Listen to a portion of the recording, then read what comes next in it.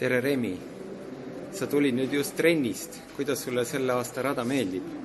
Tere, ma olen Remi Raid ja mulle väga meeldib see rada. Siin on rada on väga hea ja ta on päris tehniline ja sellel saab hästi õppida ja üleüldse saab hästi sõita. Raja kuju on sama eelmise aastaga, aga kas midagi on muutunud ka? Ei ole väga, kõik on sama ikkagi ja kõik hüpped ja kõik jäävad ikka samaks, oskused on olemas.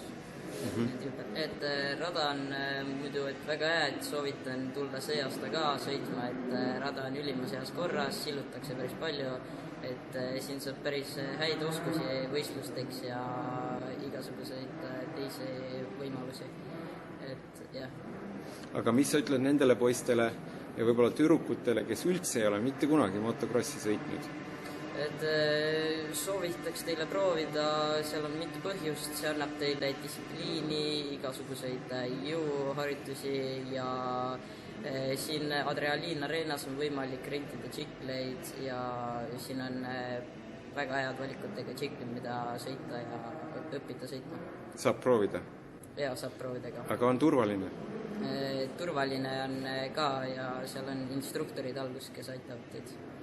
Aga sina oled nagu kiire poiss ja nüüd ta tuleb ja ta pole mitte kunagi sõitnud. Kas ta sulle jalgu ei jää? Selle jaoks on tehtud eraldi grupid siia, ma arvan, jalgu ei jää, sõitjad peavad ise oskama kuidagi mööda saada ja meile jalgu ei tohiks jääda.